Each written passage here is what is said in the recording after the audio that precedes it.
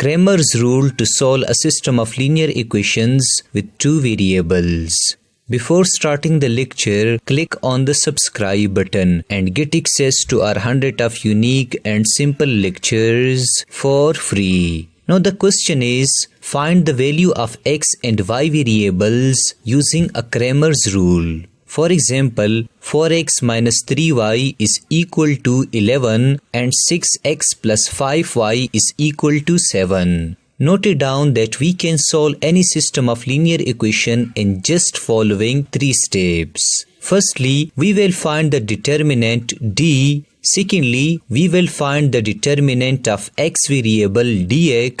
And thirdly, we will find the determinant of y variable dy. Using these 3 steps, you can easily crack any linear equation by Cramer's rule. Now listen carefully. I can write these two equations as a1x plus b1y is equal to c1 and a2x plus b2y is equal to c2. Here a1 represents 4, b1 represents minus 3 and c1 represents 11. While a2 represents 6, b2 represents 5 and c2 represents 7. So a and b represents the coefficients of variables x and y. Now I take all these coefficients and write them here. After writing them here, it becomes a matrix of 2 by 2 because there are 2 rows and 2 columns present in this matrix. Let I call this matrix as D matrix. Now I put the respective values in this matrix. We know that A1 is 4, B1 is negative 3, A2 is 6 and B2 is 5. It is now very easy to find the determinant of this matrix. The determinant of is 4 into 5 minus negative 3 into 6. We know that 4 into 5 is equal to 20 minus negative 3 into 6 is equal to negative 18. 20 minus into minus is equal to positive 18. So 20 plus 18 is equal to 38. Thus we have successfully completed the first step and find the value of determinant d is equal to 38. The second step is to find the determinant of x or dx. Now I again take this matrix and write it here. I want to find the determinant of x.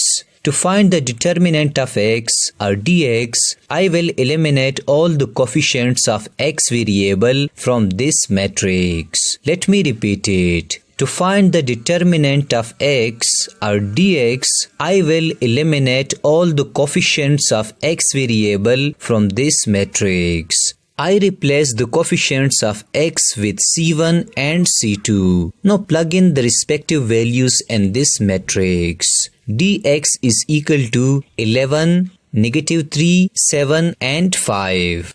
Now I will find the determinant of dx. 11 into 5 minus negative 3 into 7. We know that 11 into 5 is equal to 55 minus negative 3 into 7 is equal to negative 21. 55 minus into minus is equal to positive 21. 55 plus 21 is equal to 76.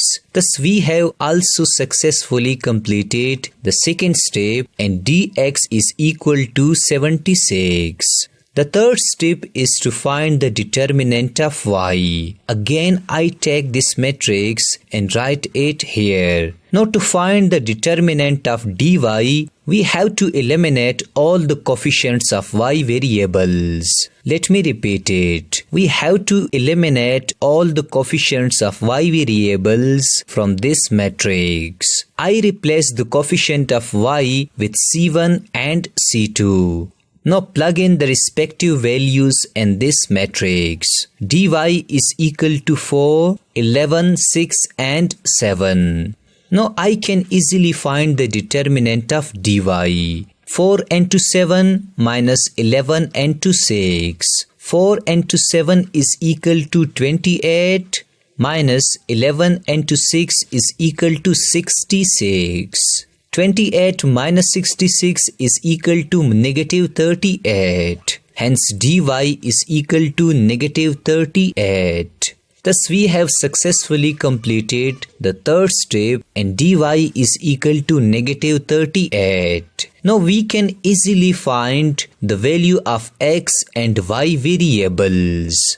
Here x is equal to dx upon d and y is equal to dy upon d. We know that dx is equal to 76 and d is equal to 38. So x is equal to 76 divided by 38. We get x is equal to 2. Similarly, y is equal to dy upon d. We know that dy is equal to negative 38 and d is equal to 38. So y is equal to negative 38 upon 38. We get y is equal to negative 1.